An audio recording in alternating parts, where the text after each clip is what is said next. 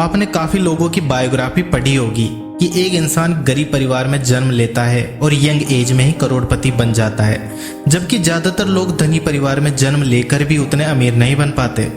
तो इसके पीछे का क्या कारण है? कुछ लोग इसे किस्मत बताते हैं और कुछ मेहनत बताते हैं, पर इन लोगों में ऐसी क्या खास बात होती है जिसकी वजह से ये यंग एज में ही करोड़पति बन जाते हैं? ये खास बात बताने से पहले मैं आपसे एक सवाल पूछना चाहता हूँ। 100 किलो सोने में और 100 ग्राम सोने में असली सोना कौन सा है? आपका जवाब होगा दोनों ही असली हैं, दोनों में ही सेम क्वालिटी है। ठीक है, जब दोनों असली हैं तो फर्क किस चीज का है? मात्रा का फर्क है बस। इसी तरह एक करोड़पति इंसान और आप में मात्रा का फर्क हो सकता है, यानी उसके पास ज्यादा पैसा और आपके पास कम पैसा हो सकता है, पर क्वालिटी सेम होनी चाहिए। अगर आपके और उनके सोचने का तरीका एक जैसा है तो दुनिया की कोई ताकत आपको अमीर बनने से नहीं रोक सकती।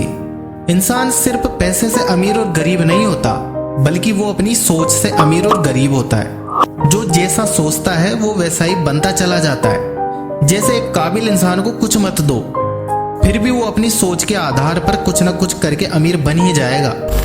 पर जिसमें काबिलियत नहीं है उसे सब कुछ दे दोगे तो भी वो कमियां निकालता रहेगा, रोता रहेगा, और एक दिन आएगा जब वो सब कुछ गवा कर बैठ जाएगा, क्योंकि उसने ना तो पैसा बढ़ाना सीखा और ना ही संभालना सीखा। तो इस तरह से दुनिया में दो तरह के लोग होते हैं, एक रिच माइंडसेट वाले और दूसरे होते हैं पुअर माइंडसेट वाले। रिच माइंडसेट वाले अपनी अमीर सोच की वजह से अमीर बनते हैं और पुअर माइंडसेट वाले अपनी गरीब सोच की वजह से गरीब ही रह जाते हैं। तो आज बात करेंगे उन खूबियों के बारे में जो बताएगी कि आप रिच माइंडसेट रखते हैं या पुअर माइंडसेट। पहली, रिच माइंडसेट वाले अपनी लाइफ को खुद कंट्रोल करते हैं। ये अपनी समझदारी से डिसीजन लेते हैं और दूसरों की लाइफ स्टाइल देखकर खुद की लाइफ स्टाइल चेंज नहीं करते। जबकि पुअर माइंडसेट वालों की लाइफ दूसरे कंट्रोल करते हैं। जैसे अगर पड़ोसी कार ले आया तो ये भी कार लाने लगते हैं, एक बार भी नहीं सोचते कि कार की जरूरत भी है या नहीं। पड़ोसी ने 3 मंजिल बनाया तो ये भी 4 मंजिल बनाने लग जाते हैं। इनकी पूरी लाइफ ऐसे ही चलती रहती है। नंबर 2, रिच माइंडसेट वाले पैसे के लिए काम नहीं करते, इसी वजह से खुलकर सोच पाते हैं। और एक टाइम ऐसा आता है जब पैसा खुद इनके लिए काम करता है। ये लोग बिना लिमिट के सोचते हैं और बिना लिमिट ही पैसे कमाते हैं।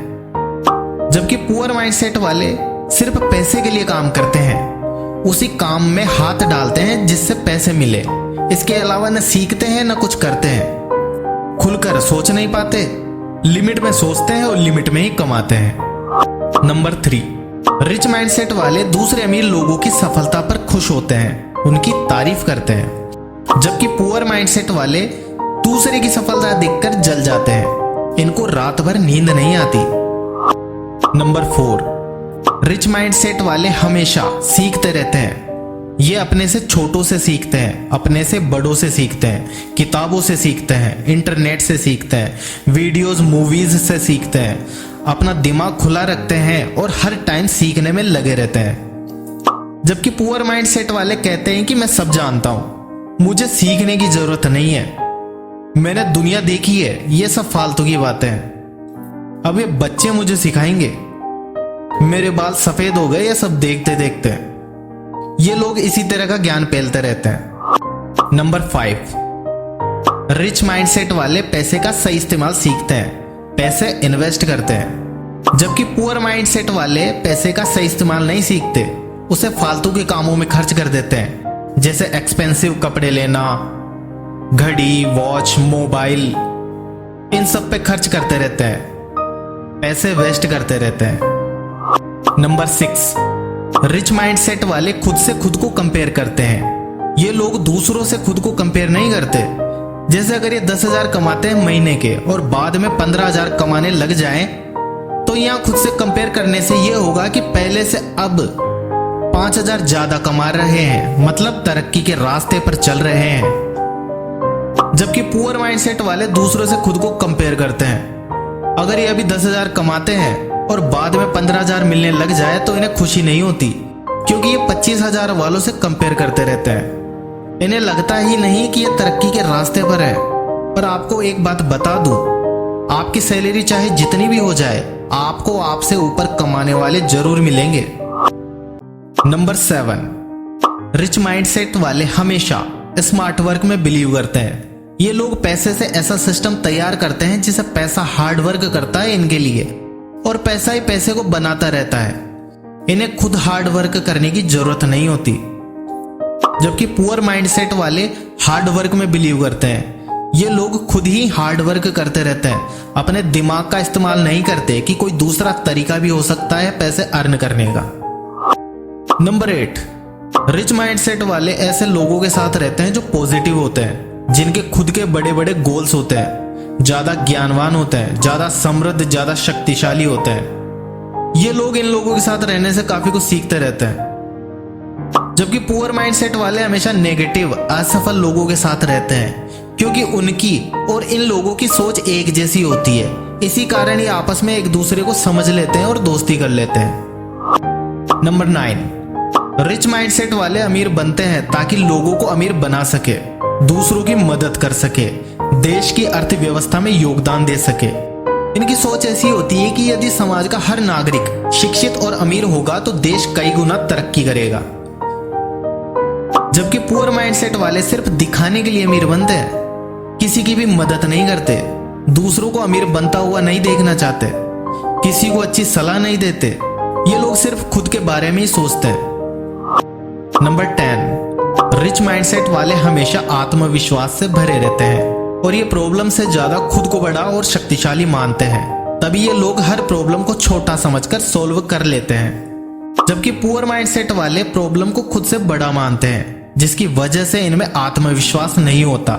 ये प्रॉब्लम के डर से खुद को कमजोर बना लेते हैं।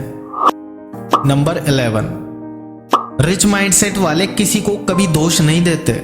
इनको जैसी परिस्थिति मिली है वहीं से बदलाव शुरू कर देते हैं, क्योंकि ये जानते हैं रोने से कोई फायदा नहीं होने वाला। जबकि पुअर माइंडसेट लोगों को हर चीज में प्रॉब्लम दिखाई देती है। मैं अमीर घर में पैदा क्यों नहीं हुआ, मेरे माँ बाप अमीर क्यों नहीं है, मुझे अच्छी एजुकेशन क्यों नहीं मिली। इनकी आधी जिंदगी दोष देने में निकल जाती है और बूढ़े होने पर भी दोष देते रहते हैं कि मैं फलाने इंसान की वजह से कुछ नहीं कर पाया। ये दोष देने में किसी को भी नहीं छोड़ते। अपने घर को, अपने गांव को, अपने समाज को, अपने शहर को, अपने माँ बाप को, अपने रिश्तेदारों को, अपने धर्म को, अपनी जाति को, अपने देश को, यहाँ तक कि सारा दोष भगवान पर भी डाल देते हैं कि भगवान तूने मेरे नसीब में गाड़ी बंगला क्यों नहीं लिखा, कैसे कैसे लोगों को तूने अमीर बनाया है, मेरे में क्या कमी थी। तो दोस्तों ये थी rich mindset versus poor mindset की 11 क्वालिटीज।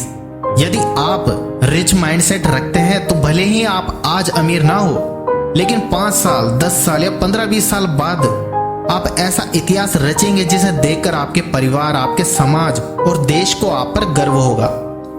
अब आप मुझे बताइए कि आप में रिच माइंडसेट वाले लोगों की कितनी क्वालिटीज है और कितनी पुअर माइंडसेट वालों की क्वालिटीज है। वीडियो अच्छा लगे तो इसे लाइक कीजिए, अपने दोस्तों के साथ शेयर कीजिए, और अगर आप इस चैनल पर नए हैं तो चैनल को सब्सक्राइब कीजिए। फिर मिलते हैं नए टॉपिक, नई वीडियो के साथ। तब तक के लिए जय हिंद, जय भारत।